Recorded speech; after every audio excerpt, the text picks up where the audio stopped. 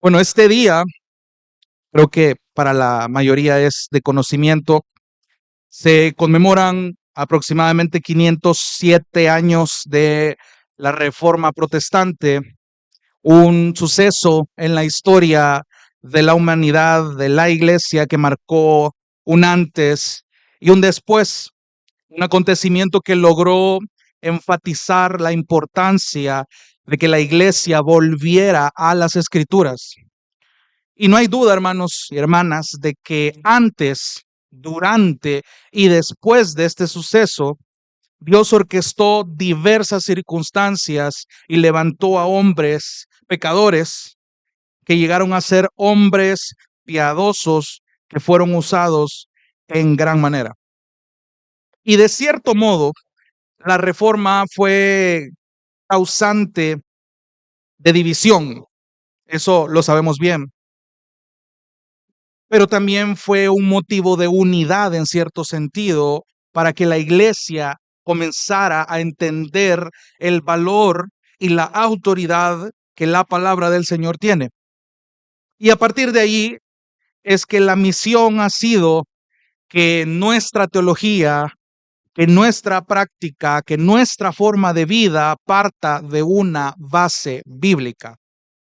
Y bajo ese reconocimiento, hermanos, de la escritura como autoridad, como lo acabamos de cantar al inicio, nuestra, nuestra autoridad es la escritura, y bajo esa realidad es que quiero que veamos el diseño de Dios, y es lo que hemos estado viendo a lo largo de esta serie para la vida de la iglesia local en cuanto al tema de la unidad.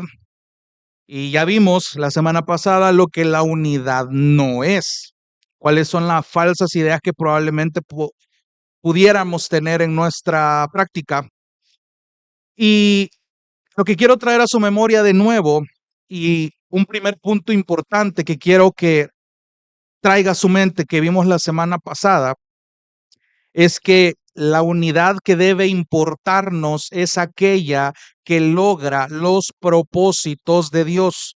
La unidad que debe importarnos es aquella que logra los propósitos de Dios. Eso lo vimos la semana pasada. Entonces, ahora lo que quiero que aprendamos es comprender cuál es entonces la unidad que Dios ha diseñado para su iglesia, cuál es su base y de qué maneras podemos alimentar y preservar, como dice el texto que acabamos de leer, esta unidad. Como dice el versículo 3, el mandato y el llamado es esforzarnos por preservar esta unidad del Espíritu. Entonces, teniendo en cuenta el pasaje que hemos leído, si usted le ha prestado atención, ya ha leído Efesios, ya ha meditado en Efesios, hay ciertos pasajes en Efesios que le resultan familiar. Usted ve a Pablo enseñando temas doctrinales en los primeros 3 capítulos del libro de Efesios. Y el capítulo 4 es el comienzo. Si bien es cierto, Pablo no ha despegado su idea doctrinal, pero ahora después de eso está dirigiendo de la doctrina a la práctica, que toda esta teología que ha estado enseñándole a los creyentes en Éfeso, ahora lo va a manejar o lo va a comunicar a través de principios prácticos, deberes cristianos, deberes que cómo el creyente debe conducirse a la luz de la iglesia, de su vida en total. Ahora bien, estos principios son los que ahora también aplican a nosotros para llevar a la práctica. Solo préstele atención al versículo 1. Dice yo pues, esa palabrita pues me da la pauta de que la idea que ha venido tocando en los 3 capítulos anteriores no la ha despegado, no la ha desconectado, sino que es como si Pablo estuviera diciendo, entonces, luego de todo lo que ya vimos, procedemos a cambiar la dinámica de este tema. Entonces, y quiero ir despacito porque va a ser importante lo que vamos a ir desglosando después. Pero sí, en estos 3 breves versículos hay mucho que observar, hay mucho que aprender, pero hay cosas en específico que quiero comunicarle. Para empezar, quiero que le preste atención a cómo usualmente Pablo, porque no solamente pasa en Efesios, sino que Pablo se describe en sus cartas con un propósito, con un sentido. de entrada dice, yo pues prisionero del Señor. Y eso es importante. En otras cartas él se presenta como apóstol de Jesucristo. Otras ocasiones él se presenta como alguien preso, alguien que está en cadenas. Y es intencional totalmente, incluso la manera en cómo llama al Señor, cómo llama a Dios. Puede decir Señor Jesucristo, ya lo vimos la semana pasada. Una cosa es decir Jesús, otra cosa es decir Cristo, otra cosa es decir el Señor Jesucristo y otra cosa es decir nuestro Señor Jesucristo. Todo tiene un propósito, hasta el peso de las palabras. Y en este caso, Pablo está diciendo, está llamándose preso en la Reina Valera o en la Biblia de las Américas, dice prisionero por la causa de Cristo. No se necesita mayor exégesis para entender lo que Pablo quiere decir acá, en el sentido de, sabemos cuál era el contexto de Pablo en ese momento. Estaba totalmente privado de libertad, pero el hecho de que Pablo se llame a sí mismo prisionero por la causa de Cristo, él quería comunicar algo. Y de entrada, lo que quería comunicar es hasta dónde llegaba el nivel de compromiso de Pablo por anunciar el evangelio a través de su vida. Cada vez que usted mire, Pablo prisionero de Jesucristo, Pablo apóstol de Jesucristo, o sea, hay un sentido y no solamente ocurre con Pablo, también ocurre con Pedro, ocurre con Santiago. Había un propósito de cómo estas personas se presentaban ante los creyentes. Y creo que en las primeras enseñanzas que se me permitieron predicar cuando estudiamos Santiago, es interesante que él no se presenta como el medio hermano de Jesús, no se presenta como el presidente de la Asociación de los Pastores de Jerusalén, si lo quiere ver de esa manera, porque tenía títulos, por así decirlo. Santiago tenía muchos títulos a los que se podía aferrar, pero Santiago dice, soy un siervo de Jesucristo. Y eso es intencional, es totalmente intencional, no es una falsa modestia. Entonces, cada persona inspirada por el Espíritu Santo utiliza cada palabra y eso es algo que en este día que se conmemora la Reforma quiero recordarle, hermano. Cada tilde, letra, figuras, frases gramaticales, todo lo que usted lea es completamente intencional. Cada palabra tiene un significado, tiene una idea que transmitir. Cuando Pablo está diciendo, yo soy un prisionero del Señor, hasta este punto ha llegado mi compromiso con el Evangelio, con este Evangelio que a mí me ha transformado. En muchas otras cartas, él se describe como el más pequeño, menos que el más pequeño. Él se llama a sí mismo un abortivo. Pablo sabía quién era él, pero al mismo tiempo sabía quién era en Cristo. Entonces, cuando Pablo tiene ese compromiso por anunciar el evangelio a través de su vida y sus acciones, quiero que siga leyendo. Yo pues, prisionero del Señor, les ruego, les ruego. De hecho, es interesante que no es la primera vez que lo hace solo en este libro de Efesios. Si usted se va atrás al capítulo 3, versículo 1, va a ver lo mismo. Por esta causa, yo, Pablo, prisionero de Cristo Jesús. Pero en el 4 está diciendo, yo pues prisionero del Señor. O sea, Pablo estaba enfatizando algo que quería que los efesios fueran captando. Yo con este compromiso ahora les ruego, les hago esta rogativa, les hago este llamado. O sea, este énfasis es intencional. Y les está diciendo a los creyentes en Éfeso, dice el versículo 1, que vivan de una manera digna de la vocación con que han sido llamados. Quiero que vaya desglosando poco a poco esa frase, porque es importante entenderla parte por parte. Para empezar, la rogativa es vivan. En la traducción de la Reina Valera dice anden.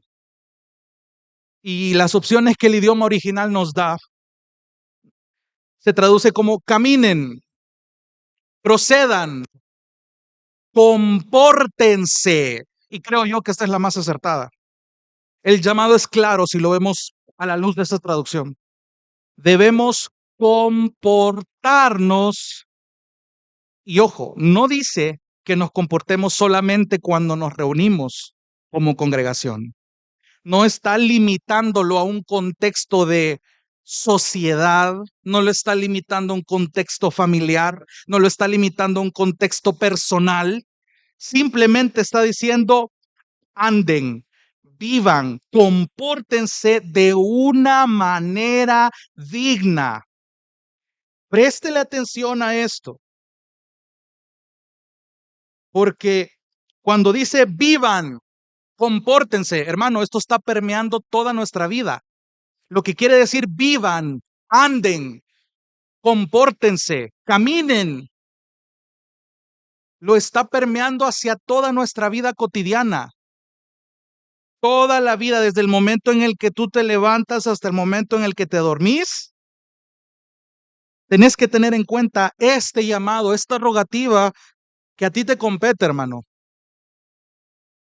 Has sido llamado, has sido llamada a vivir, a andar, a comportarte de una manera digna. No solo está diciendo vivan y ya estuvo.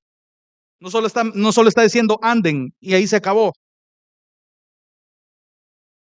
sino que está describiendo esta acción de comportarse. Este comportamiento, hermano, debe ser algo digno.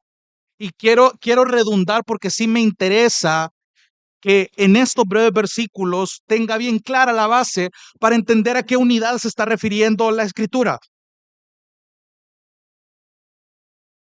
Digno de alguien que ha sido llamado a una vocación especial. Ahora, la pregunta es, y ese es el otro punto importante, ¿qué evidencias describen un comportamiento digno de la vocación a la que se nos ha llamado? Entonces yo puedo resumirla en dos, en buenas obras y en crecimiento. Váyase un poquito más atrás a Efesios capítulo 2, versículo 10, porque es necesario que la misma escritura le vaya explicando en qué consisten estas evidencias que describen un andar dignamente, un vivir dignamente de la vocación con que se nos ha llamado. Efesios capítulo 2, versículo 10. ¿Cuál es una evidencia? Las buenas obras. Mira lo que dice Efesios capítulo 2, versículo 10. Dice, porque somos hechura suya, creados en Cristo Jesús. ¿Para qué? Para hacer buenas obras, las cuales Dios preparó de antemano para que anduviéramos en ellas. Hermano, Dios preparó de antemano este diseño. Dios te preparó a ti y a mí de antemano para que este llamado fuera eficaz hacia nosotros. Dios preparó esta vocación a la que íbamos a ser llamados. De entrada, eso es un gran privilegio.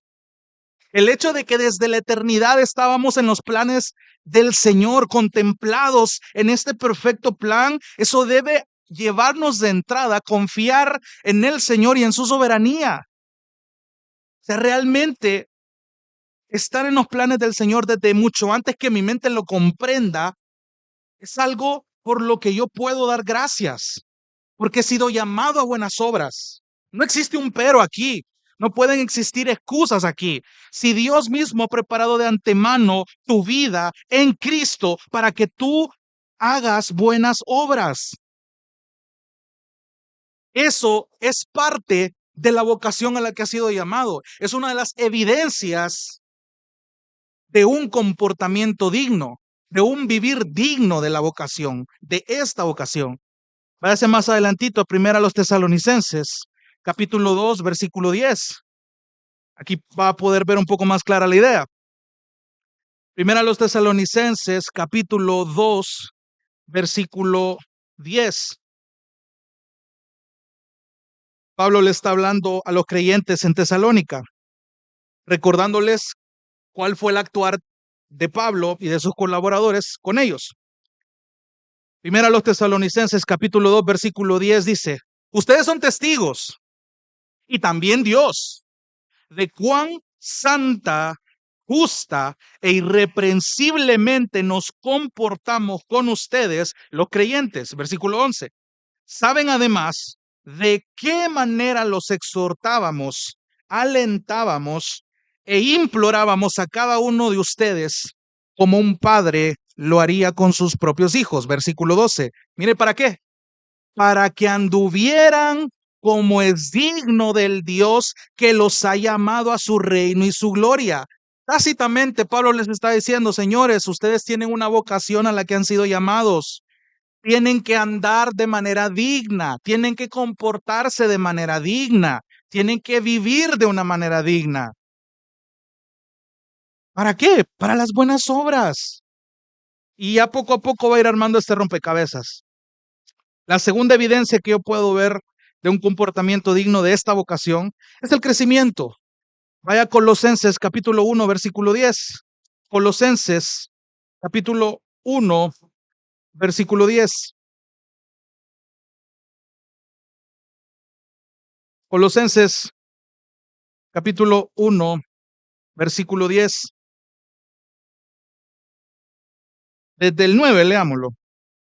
La oración de Pablo por los colosenses dice, por esta razón también nosotros, desde el día que lo supimos, no hemos cesado de orar por ustedes, pidiendo que sean llenos del conocimiento de su voluntad en toda sabiduría y comprensión espiritual. Versículo 10, mira el propósito, para que anden como es digno del Señor. Y aquí le agrega mayor detalle, haciendo en todo lo que le agrada. ¿Qué más? Dando fruto en toda buena obra y creciendo en el conocimiento de Dios. Si no había quedado muy claro a qué se refiere con que un creyente viva, ande de una manera digna, la misma escritura te lo está diciendo, hermano. Pero hay algo más a lo que quiero que le preste atención. Vuelva a Efesios capítulo 4, versículo 1. Ok, ya fuimos desglosando de a poco esto.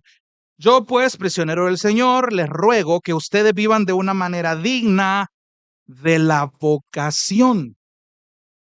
Esa palabrita llama mi atención, porque una vocación, tal vez podemos definirla de una manera sencilla como un deseo o una inclinación para ser o hacer algo.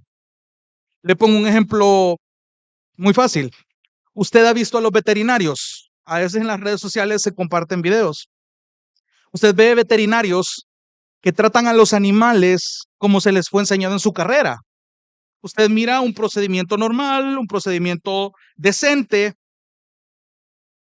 pero hay personas de ese tipo que hasta quedan registradas en estos videos porque la gente se asombra del nivel de deseo, el nivel de deleite con el que realizan su profesión. O sea, esta gente disfruta realmente lo que hace. Esta gente, de hecho es gracioso ver que hasta incluso hay veterinarios que hasta bailan con los animales cuando los asean. O sea, realmente se les nota que disfrutan su trabajo, que están destinados a esa profesión, por así decirlo. Es decir, sus acciones están tan cargadas de compromiso y la gente dice, bueno, esta persona sí que nació para ser veterinaria, pero es porque tiene vocación. Y así podríamos adoptar el mismo ejemplo a diferentes profesiones y a diferentes acciones. Usted puede pensar en alguien de su círculo y decir, no, es que fulanito nació para hacer esto.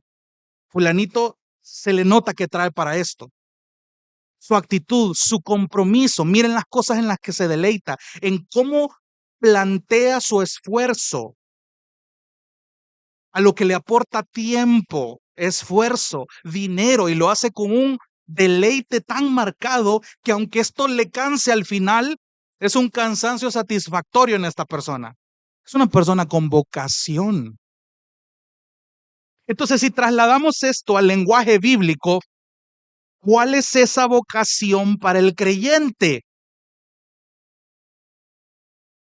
¿A qué somos llamados como iglesia? Se lo dije la vez pasada. En palabras sencillas, y lo que hemos estado estudiando a lo largo de todo este año, la iglesia ha sido llamada a reflejar la gloria de Dios en este mundo. Por tanto, como lo dijimos la ocasión pasada, ser lo más parecidos a Cristo que nos sea posible mientras tengamos vida. Se lo voy a repetir. Esa es de una manera sencilla la vocación a la que hemos sido llamados. Ser lo más parecidos a Cristo que nos sea posible mientras tengamos vida. Pero hermano, se oye bonito esto, pero aquí viene una verdad un poco incómoda para muchos de nosotros.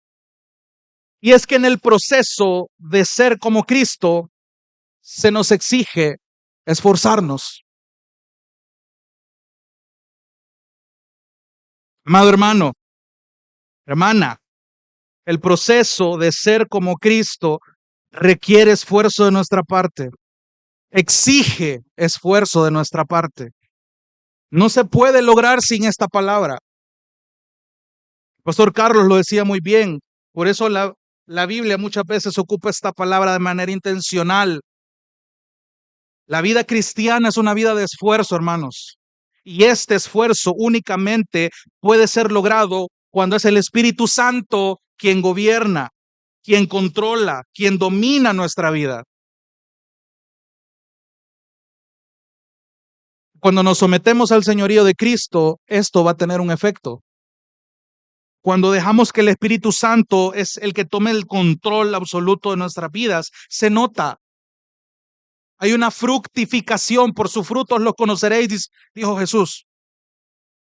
O sea, realmente esto es un efecto obvio, inevitable de depender del Espíritu. Y aquí quiero que se grabe bien cómo el Señor Jesucristo nos sirve de ejemplo y del estándar perfecto para lograr esta unidad.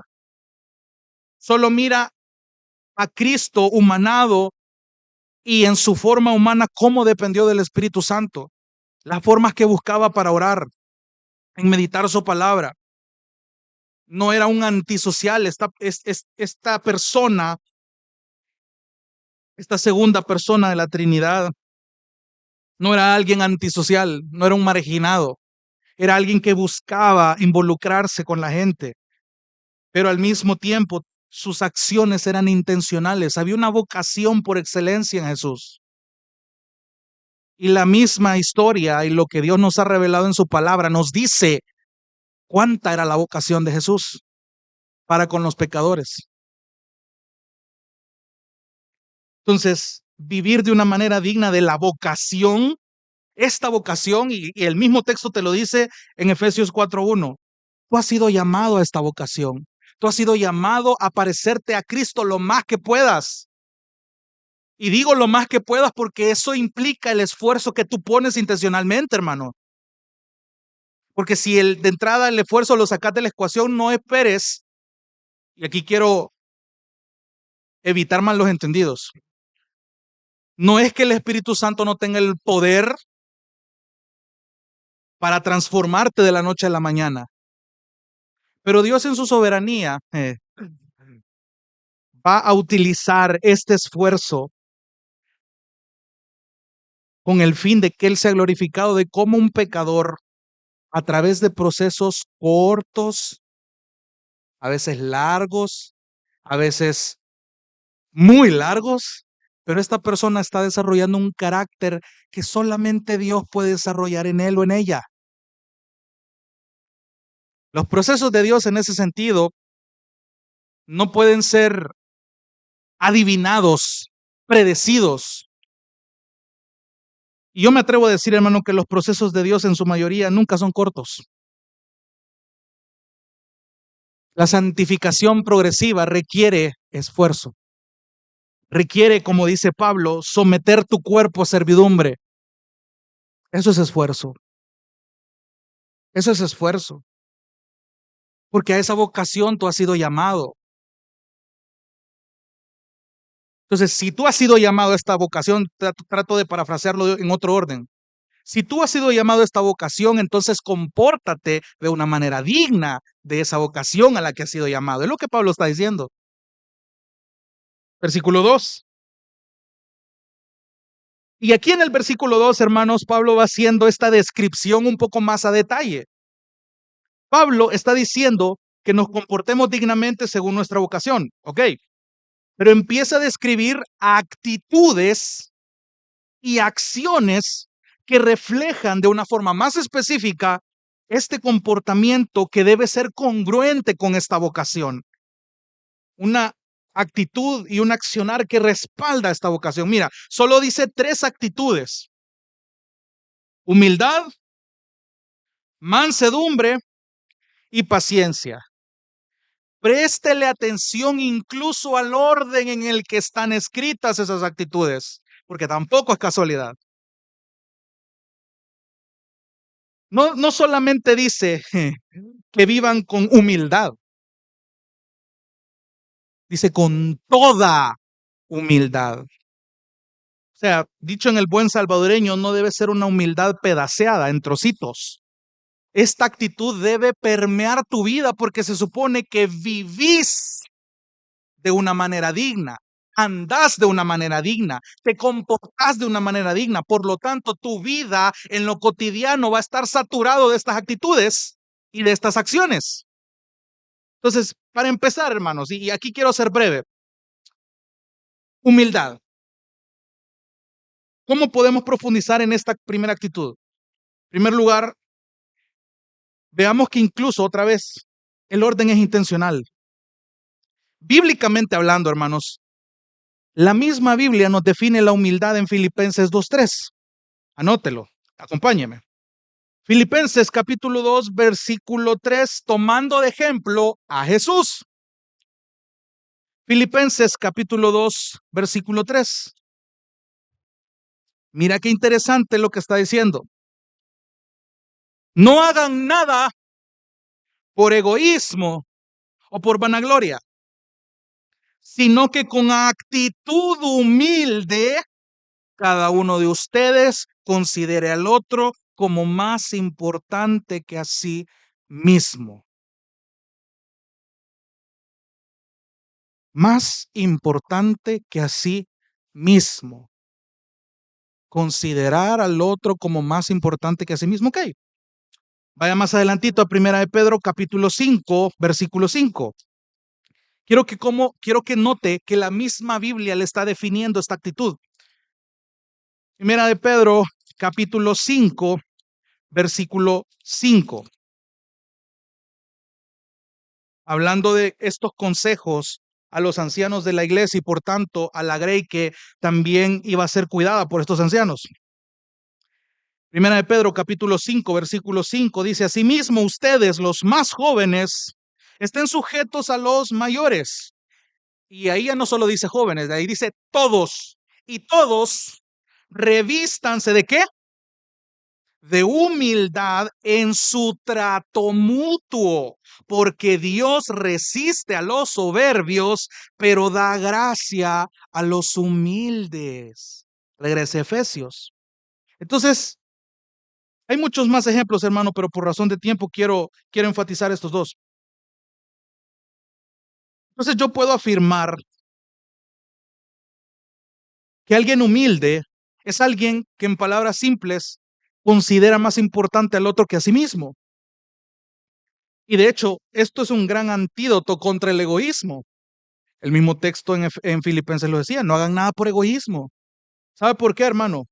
Y hablando en el contexto de iglesia, el egoísmo es un enemigo al que hay que prestarle mucha atención, no solamente en la iglesia, en su vida cotidiana. ¿Qué actitudes egoístas y qué actitudes humildes usted tiene a lo largo de su vida cotidiana? Piense solamente este día, desde el momento en el que se echó su primera comidita hasta este momento que llegó, ¿cuántas actitudes humildes tuvo? ¿Cuántas actitudes egoístas tuvo? Porque si una pesa más la otra, usted se va a dar cuenta si se está comportando de una manera digna de la vocación a la que usted ha sido llamado. Tiene que prestarle atención al egoísmo, combatirla con humildad. Es sencillo, sencillito. Con que vivan, versículo 2, con toda humildad y mansedumbre. Segundo lugar, mansedumbre. Pablo aquí nos está describiendo una actitud mansa y esta llega, y por eso le digo, en este sentido, la mansedumbre llega como resultado de la humildad, como así. Y me parece muy acertada la siguiente definición, y cito, podemos definir la mansedumbre como la actitud de un espíritu tranquilo que tiene bajo control su mente y sus emociones. Lo repito, la mansedumbre es la actitud de un espíritu tranquilo que tiene bajo control su mente y sus emociones. Hermanos, cuando decimos que alguien es manso, hablamos de alguien de carácter dócil y suave, pero no por ello, hermanos, como dice la frase, soy manso pero no menso. Pero en ese sentido, el hecho de que alguien sea manso, que tenga un carácter dócil y suave, pueda tener un dominio propio en su mente y sus emociones, no lo malinterprete como alguien aguado de personalidad, como alguien débil de personalidad. Una cosa no tiene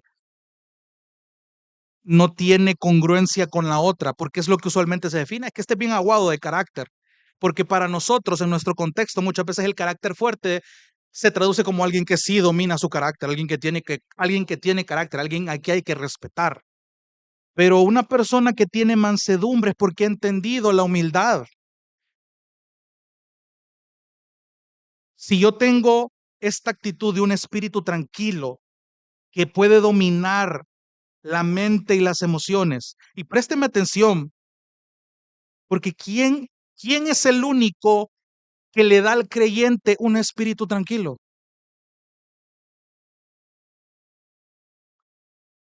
Hoy en la mañana en el grupo de oración estábamos reflexionando de cómo el salmista estaba completamente seguro de que su salvación la encontraba en Dios, que su alma estaba acallada, tranquilizada, confiada en el Señor. Podía haber una tranquilidad que no es como la que el mundo describe. ¿No le suena un poco a lo que Jesús dijo? Mi paz os dejo, mi paz les doy, no se las doy como el mundo se las da. Solamente el Espíritu Santo puede otorgar esta mansedumbre. De nuevo, la Biblia le va a poner a Cristo para definir a alguien manso. Le doy un par de textos para que anote por razón de tiempo. Mateo capítulo 5, versículo 5, en la versión de la Reina Valera, dice, bienaventurados los mansos, porque ellos heredarán la tierra. En Mateo 11:29, Jesús les dice a sus discípulos que aprendan de él, que es alguien manso y humilde, y entonces hallarán descanso que el alma necesita, porque el yugo de Jesús es fácil y su carga es ligera. ¿Se da cuenta cómo Jesús va amarrando la humildad y la mansedumbre? Gálatas 5:23, en la lista de los frutos del Espíritu, enlista la mansedumbre como parte de esta lista. Amor, gozo, paz, paciencia, benignidad, bondad, fe, mansedumbre y templanza. Y en Colosenses 3:12, cuando Pablo está diciendo, por tanto, pues revístanse de esta nueva vestimenta espiritual que los caracteriza como nuevas criaturas. Revístanse de humildad y revístanse de mansedumbre. Entonces alguien, y présteme atención, alguien que considera al otro más importante que a sí mismo, va a tener la capacidad entonces de tener un carácter dócil como Jesús lo tuvo para mantener bajo el control del Espíritu Santo su mente, sus emociones. Y aquí hay un equilibrio perfecto, hermanos. La gente dice que Jesús no pudo ser Dios porque se expresó muy naturalmente con sus emociones. O sea que para esta gente Jesús no pudo haber llorado porque si no dejaba de ser Dios. Pero si Jesús tenía que ser perfectamente hombre, él tenía que expresar sus emociones, pero nunca lo vemos en un extremo imprudente, por así decirlo. Jesús lloró, claro, pero no se quedó solo ahí. Él tuvo control de sus emociones. el Espíritu Santo le dio el temple necesario. Y esa palabrita también me llama la atención, porque cuando nosotros entendemos la humildad, podemos entender la mansedumbre. Y si entendemos estas dos, ¿qué más dice el texto? Que vivan con toda humildad y mansedumbre, con paciencia. Hermanos, y esta actitud es la que a muchos nos hace falta. Si de por sí las otras dos ya nos ponen en jaque, esta tercera es una gran tarea que hay que hacer todos. Esta tercera actitud, la paciencia, que también nos está comunicando algo bien interesante. En palabras sencillas, hermanos, la paciencia es esa actitud, ese fruto del Espíritu que me permite soportar, que me permite esperar aún dentro de circunstancias difíciles. Esta clase de temple, esta clase de aguante, se relaciona con una actitud perseverante. Por eso es que muchas veces la palabra paciencia se traduce como perseverancia. Una actitud perseverante de esperar. Y de hecho, bíblicamente se relaciona mucho con la palabra longanimidad, que de hecho en el griego así aparece la palabra. Dice, vivan con toda humildad y mansedumbre y con longanimidad. ¿Qué quiere decir longanimidad, hermanos? La longanimidad es tener el ánimo correcto, un ánimo constante en medio de la adversidad. Esa es la longanimidad. Y si usted ya sea lo llame paciencia, lo llame perseverancia, lo llame el soporte, la longanimidad, el principio es el mismo. Esta paciencia es el resultado de una actitud humilde y una actitud mansa. Entonces, vuélvalo a leer desde el versículo 1. Yo pues, prisionero del Señor, les ruego que ustedes vivan de una manera digna de la vocación con que han sido llamados, que vivan con toda humildad y mansedumbre, con paciencia. Entonces, una vez que ya detalló estas tres actitudes, la pregunta vendría siendo, ¿dónde entonces pongo en práctica estas actitudes? Y la misma Biblia le va a contestar. Hay dos acciones específicamente. Versículo parte final del versículo 2, soportándose, soportándose unos a otros. Otra traducción dice ser paciente con, amarrándolo con la actitud que acaba de mencionar. Y añade algo más, soportándose unos a otros, soportándose unos a otros. Ah, interesante. Hermano, no es casualidad, y esta es la parte y la dinámica que el Espíritu Santo hace en gracia y verdad. ¿Cómo van armonizándose las enseñanzas de los jueves con las enseñanzas de los domingos? No es casualidad que estemos viendo el tema del amor. Si tú sacas de la ecuación el amor bíblico, el amor diseñado por Dios para desarrollar esta unidad, corremos el peligro, como dijimos la semana pasada, de que nuestra unidad sea totalmente sintética, maquillada, falsa. Puede funcionar, puede ser efectiva, pero no duradera, duradera. Este soportar al otro tiene que ser en amor. Hermano, no sirve de nada si tú soportas solamente porque Dios te manda a hacerlo. Es bien fácil soportar a alguien que se deja soportar, que te colabora, pero soportar a alguien, y no es la primera vez que lo digo, cuando se trata de soportar personas que nos dan razones para no hacerlo, es ahí donde entra el maravilloso principio de que esta acción tiene que ser hecha en amor.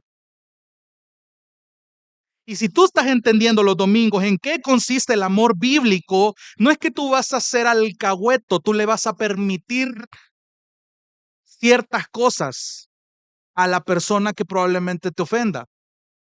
Ese es un principio básico. O sea, no se trata de que tú te vas a quedar sufriendo sin hacer nada y el Señor me ha llamado a soportar y pobrecito yo y me pongo el disfraz de víctima. No, no, no. Tu responsabilidad, tu vocación a la que has sido llamado te dice que tenés que vivir dignamente. ¿Cómo? Soportando en amor.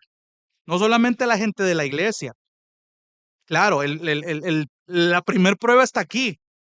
Y por eso le dije la vez pasada, y ya lo vamos a ver más adelante, la unidad a la que somos llamados no tiene que estar basado en la afinidad que podamos tener usted y yo. Podemos compartir gustos musicales, gustos de películas, gustos de experiencias de vida, etcétera. Pero si esa es la base de la unidad para yo llamarme hermano suyo, prójimo suyo y que aquí andamos en este caminar, usted no está entendiendo la unidad de la iglesia. Cristo Jesús tiene que ser el vínculo perfecto que nos une a todos acá. Y lo decía la vez pasada, porque de no ser por Cristo nadie se hablar aquí. Nadie se hablar aquí. ¿Qué podemos tener en común fuera de Cristo? Ahora, lo vuelvo a repetir. No estoy satanizando que las afinidades sean un pecado o un medio de gracia que Dios puede ocupar para alimentar esa unidad. Puede aportar a la unidad, pero no es el enfoque de esa unidad que Dios está diciendo acá. Qué bueno que hay afinidad entre ustedes.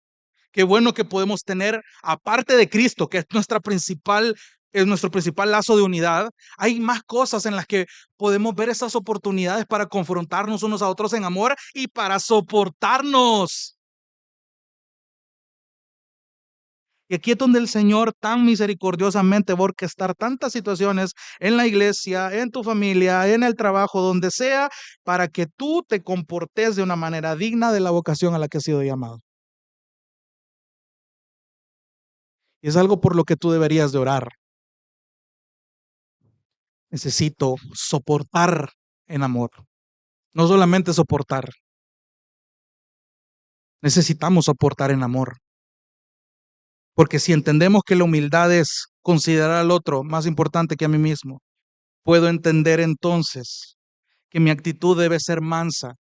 Debo controlar mis emociones. Debo dejar de ser tan reactivo si la gente me trata mal. Es que yo nací así, es que yo soy así.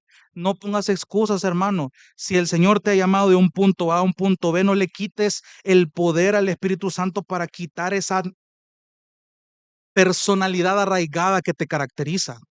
Si la vida cristiana te está diciendo que los que están en Cristo son nuevas criaturas, que las cosas viejas ya pasaron y todas son hechas nuevas, dale crédito a eso. No hay excusa. O sea, el yo soy así no funciona en este evangelio. No funciona. No funciona.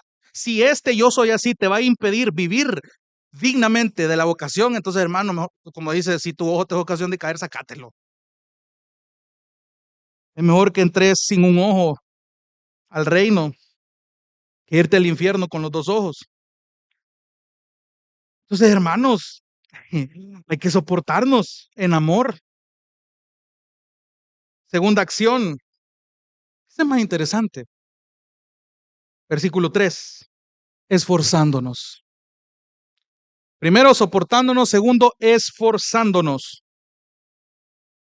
Pero no cualquier esfuerzo. Esforzándose para qué? Por preservar. Vayamos despacito. Esforzarse por preservar la unidad, pero no cualquier unidad. Ese es el punto al que voy. No habla de cualquier unidad, te está hablando de una unidad que solamente el Espíritu puede dar. La unidad del Espíritu, la que respeta el diseño de Dios para su iglesia. Acompáñeme a 1 Corintios capítulo 12. Es un pasaje que usted ya conoce, que habla de los dones espirituales, que está hablándole a los corintios de cómo el Señor soberanamente ha puesto a cada miembro dentro del cuerpo de Cristo. Pero mira qué interesante lo que va a decir en cuanto a la unidad que el Espíritu da. Primera a los Corintios, capítulo 12, versículo 11 en adelante. Primera a los Corintios, capítulo 12, versículo 11. Después de hablar de los dones que el Señor esparce en su pueblo, que el Señor otorga, dice, pero todas estas cosas las hace uno y el mismo Espíritu, distribuyendo individualmente a cada uno según su voluntad. Versículo 12. Porque así como el cuerpo es uno y tiene muchos miembros, pero todos los miembros del cuerpo, aunque son muchos, constituyen un solo cuerpo, así también es Cristo. Pues por un mismo espíritu Todos fuimos bautizados en un solo cuerpo, ya sea judíos o griegos, ya sea esclavos o libres, a todos se nos dio a beber del mismo espíritu. ¿Qué te está diciendo esto, hermano? Que el espíritu está abarcando a este montón de pecadores para unirlos en un solo cuerpo, en un solo pueblo. De esta unidad está hablando Efesios 4, cuando dice que tú te tenés que esforzar por preservar esta unidad que el espíritu ha dado, esta unidad que Dios ha diseñado para el cuerpo. Veamos otro pasaje, Filipenses capítulo 1, versículo 26.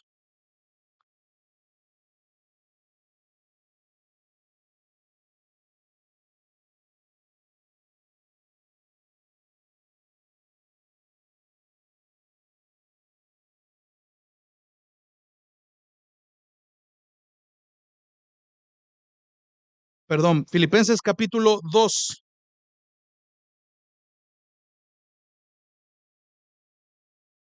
versículo 1. Mire qué interesante esto. Por tanto, si hay algún estímulo en Cristo, si hay algún consuelo de amor, si hay alguna comunión del Espíritu, si hay algún afecto y compasión, hagan completo mi gozo, siendo del mismo sentir, conservando el mismo amor, unidos en espíritu, dedicados a un mismo propósito. Y ahí vuelve a decir lo que ya vimos, no hagan nada por egoísmo, tengan una actitud humilde, considérense considera al otro, perdón, como más importante que a sí mismo, no buscando cada uno sus propios intereses, sino más bien los intereses de los demás. El punto de esto, amados hermanos, es que la unidad a la que somos llamados a preservar es una unidad diseñada por el Espíritu, no una falsa idea de unidad que podamos tener. Vale recalcar, hermano, regrese ya al texto de Efesios, que estas acciones de esfuerzo y soportar son continuas. El idioma griego me está diciendo que tú no vas a soportar en amor solo cuando venís al culto. Tú vas a soportar en amor solo cuando pasen cosas malas, solo cuando tengas fricciones. Hay maneras de soportar en amor, hermano. Hay un montón de maneras prácticas en las que tú soportas en amor. Por amor tú puedes confrontar cosas, por amor tú puedes callar cosas, por amor tú puedes hacer, por amor tú puedes no hacer, abstenerte de hacer. Tú vas discerniendo en oración al Espíritu, y esta es una oración que le dejo de tarea, que el Señor nos ayude a soportar en amor, a esforzarnos realmente por preservar esta unidad.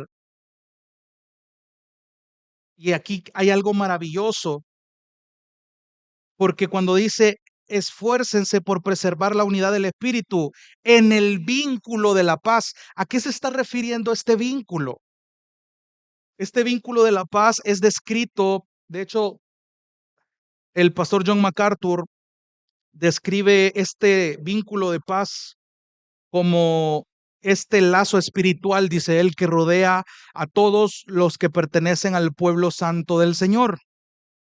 Ok, pero más específicamente, ¿qué nos dice la escritura a lo que se refiere este vínculo de la paz?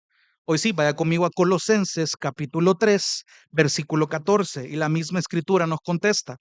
Colosenses capítulo 3, versículo 14.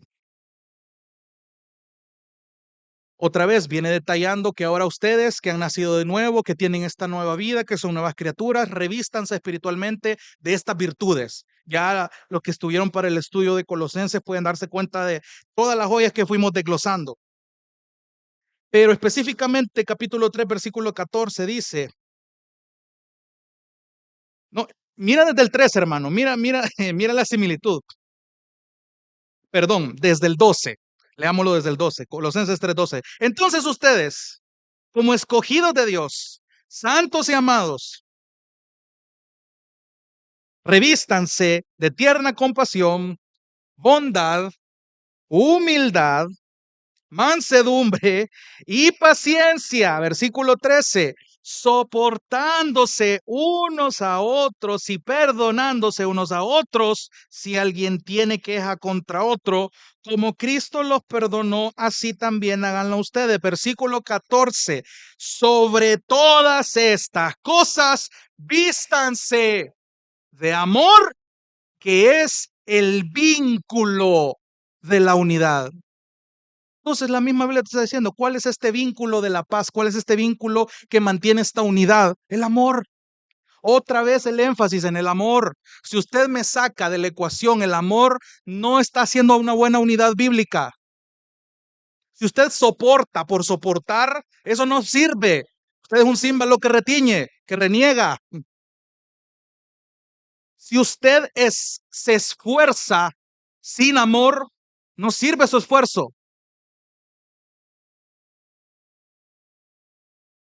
Porque el amor es el vínculo necesario para que esto tenga sentido.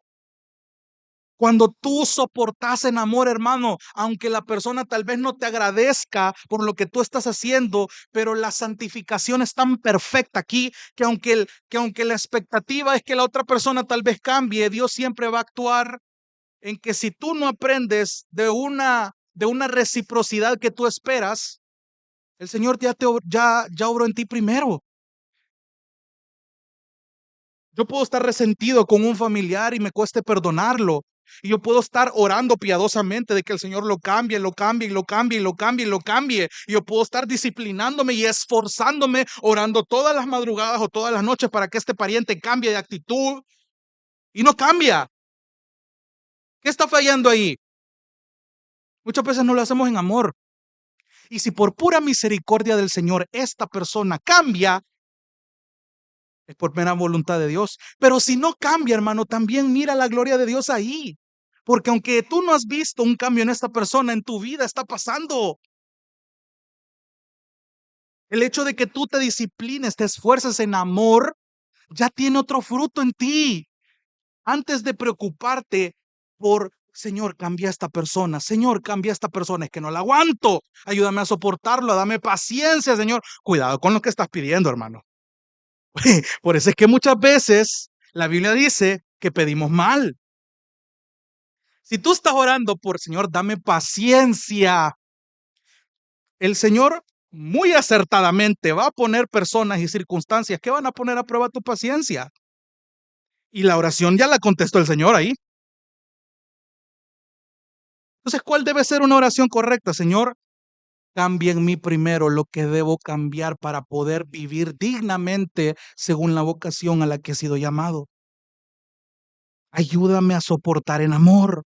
Ayúdame a esforzarme en amor. Porque he entendido que si no tengo amor, no sirvo. Yo puedo hablar lenguas de ángeles aquí, pero si no tengo amor, no sirvo. Yo puedo tocar la nota más melodiosa, podemos tener una gran orquesta, los mejores pastores, podemos tener a las ovejas más maduras, pero si no hay amor, no sirve. Yo puedo ver a mi familia completa congregada en gracia y verdad, pero si el amor no está de por medio, este amor que la Biblia me describe, solo va a ser algo pasajero. Sea, quiero que se dé cuenta, hermano, de la importancia que esta unidad debe tener en nosotros con el amor correcto de por medio. Es el vínculo que buscamos, esforzándonos por preservar la unidad del Espíritu en el vínculo de la paz. Entonces, hermanos, para ir aterrizando de una manera más detallada, ¿cómo definimos la unidad de manera correcta?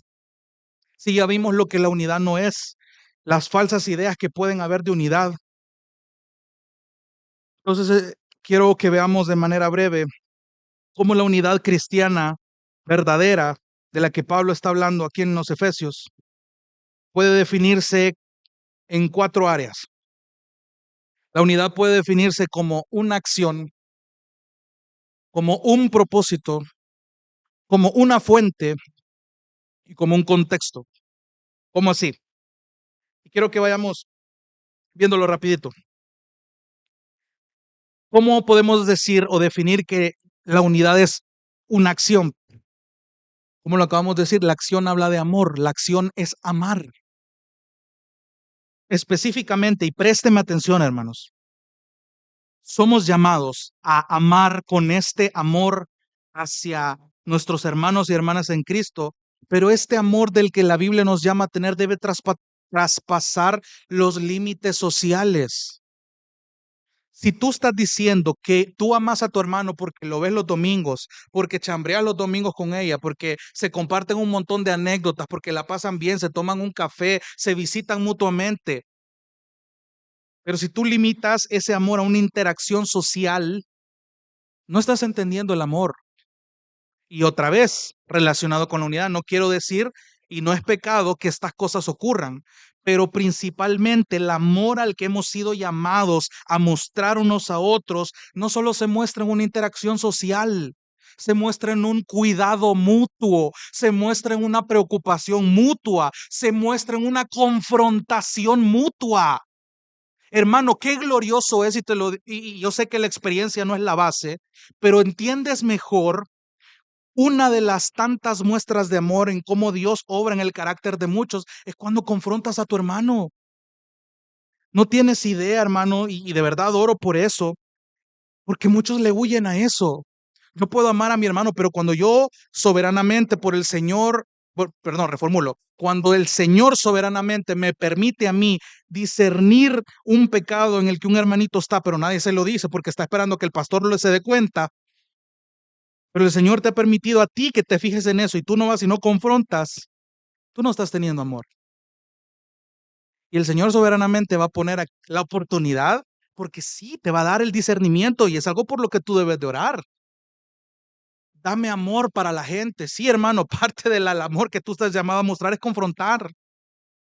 Si tú pretendes vivir toda la vida cristiana hasta el día de tu muerte sin confrontar, algo has hecho mal. Si llegas al día de tu muerte y en ninguna parte de tu vida confrontaste a alguien en amor, algo faltó ahí. O sea, el amor que somos llamados a mostrarnos debe traspasar una interacción social. O sea, ¿realmente somos capaces de amar de esa manera como Cristo nos amó? Cristo no solo vino y nos agregó al Facebook y nos mandó un WhatsApp y se tomó una selfie con nosotros. Mira hasta dónde llegó el amor. Lo vimos en Juan, 1 Juan. En esto conocemos el amor. Él dio su vida por nosotros. Lo mínimo que se espera de nosotros es que hagamos lo mismo por los hermanos. Lo mínimo.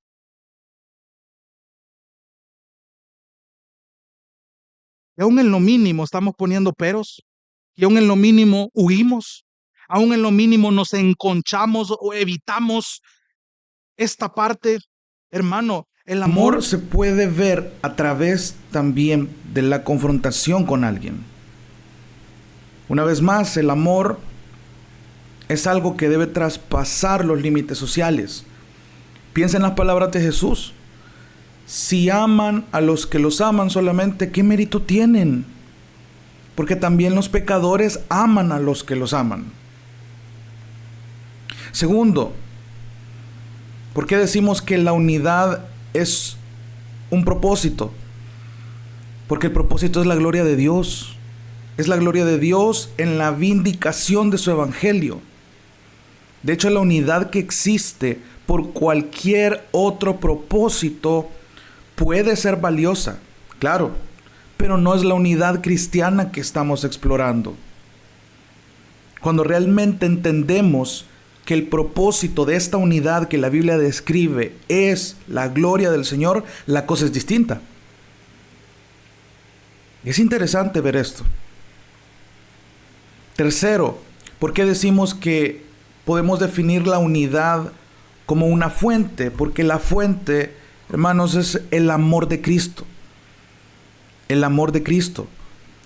¿Se acuerda lo que dice en Juan? Nosotros amamos porque Él nos amó primero. El amor, cuando es sobrenatural, solo puede explicarse a través del poder de Dios que obra en nosotros. Si la unidad es impulsada por el amor con el que el mundo está familiarizado, si la unidad se nota como el mundo la moldea, entonces ¿de qué manera va a mostrar eso la sabiduría de Dios? Esa infinita sabiduría de Dios que muy bien Carlos lo explicaba en una predicación anterior. Eso no está mostrando la gloria de Dios. Eso no está viniendo de la fuente que debería venir. Cuando realmente entendemos que la fuente de la unidad es el amor de Cristo, es ese amor sobrenatural, entendemos y puede explicarse a través del poder. Mira las vidas de los hermanos. Tú quieres definir o quieres demostrar que este evangelio es real, que tiene una fuente fidedigna. Mira la vida de tus hermanos a tu alrededor. Mira las vidas transformadas. Es increíble cómo muchos de nosotros hemos iniciado y a la larga, en medio de tantos momentos de altos y bajos, de tantas circunstancias, el Señor les ha sostenido. Entonces, ¿cómo podemos explicar esta unidad con métodos mundanos? No se puede, hermano. La unidad que glorifica a Dios y justifica la sabiduría del Evangelio es la unidad que se alimenta de saber cuánto hemos sido perdonados en Cristo. Lo voy a repetir. La unidad que glorifica a Dios es aquella unidad que se alimenta de saber cuánto hemos sido perdonados en Cristo. Otra vez, y reformulo esta idea porque necesito que se le quede muy bien. Usted no haya cómo explicar este evangelio. Mira la vida de los perdonados. Mire la vida de los perdonados a su alrededor, de aquellos que han sido renovados, salvados, rescatados de la condenación. ¿Se acuerda de lo que dice Jesús en Lucas 7? Que aquel a quien se le perdona poco, ama poco. Y aquel a quien se le perdona mucho, mucho ama. Hermanos, si en esta enseñanza, si esto se está convirtiendo nada más en una lista de cosas por hacer, cosas que usted debería de hacer y probablemente puede hacer si trabaja arduamente, entonces yo le estoy conduciendo a la dirección equivocada. O sea, yo no quiero que vea este mensaje como una lista de cosas por hacer solamente, porque eso no va a avanzar más allá de lo superficial.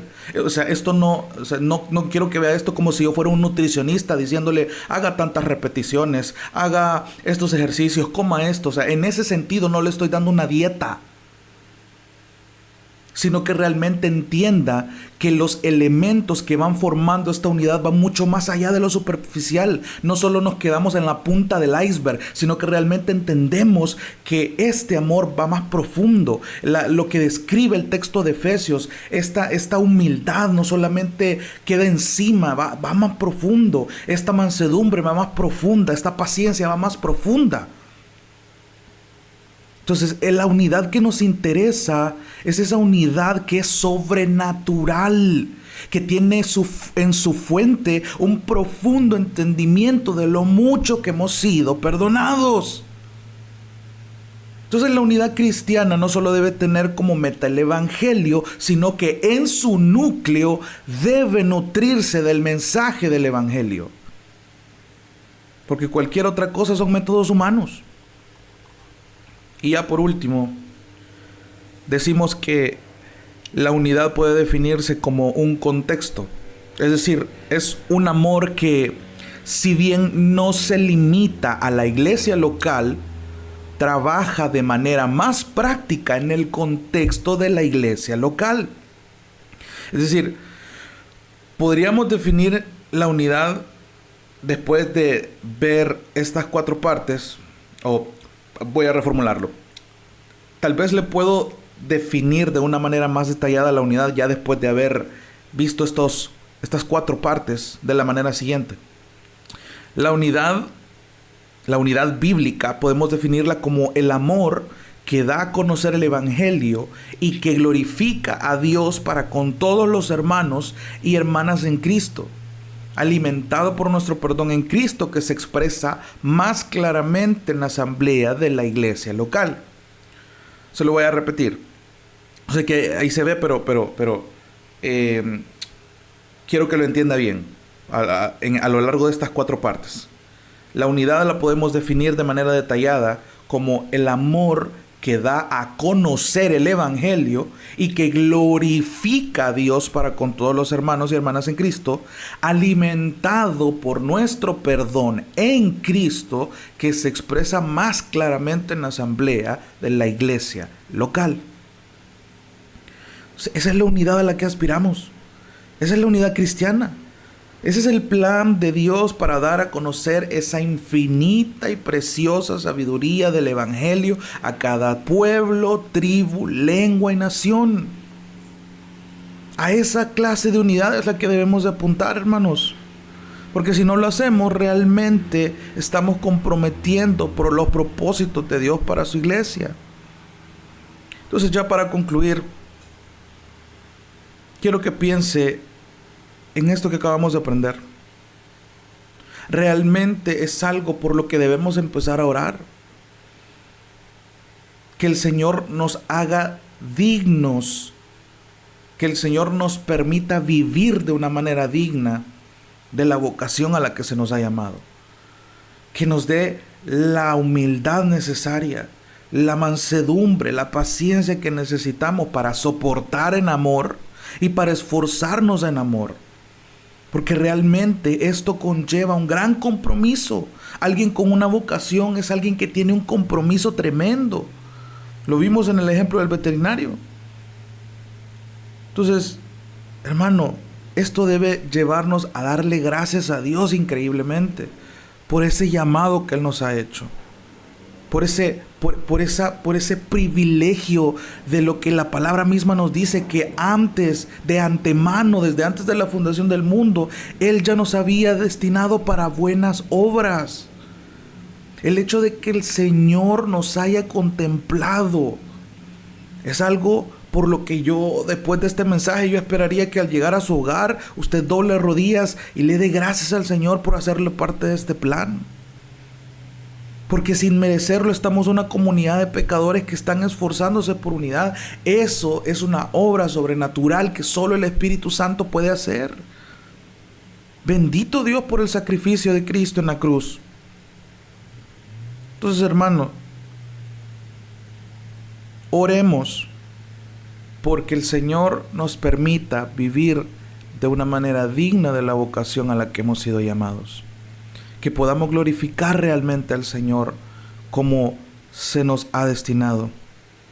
Porque, una vez más, soportándonos bien en amor, esforzándonos lo suficiente en amor, vamos en camino a esta unidad a la que somos llamados. Bendito Dios, porque una vez más podemos exaltarle, podemos glorificarle, podemos expresar este evangelio con nuestras vidas. Que el Señor nos ayude a vivir de manera digna de esta vocación a la que se nos ha llamado. Vamos a orar. Dios te bendiga. Realmente es un privilegio para nosotros que puedas escuchar el mensaje de la palabra de Dios. Esperamos que Dios obre en tu vida grandemente a partir de lo que puedas escuchar y aprender a través de este sermón.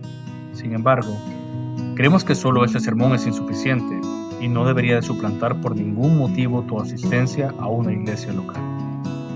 La iglesia local es el medio por el cual Dios obra en la vida de su pueblo. Te motivamos a que busques una iglesia sana donde congregarte o puedas contactarte con nosotros en nuestras redes sociales para que nos puedas visitar. Será un gusto poder servirte y que podamos juntos adorar a Dios en comunión con sus redimidos mientras aprendemos de su palabra. Que el Señor te bendiga.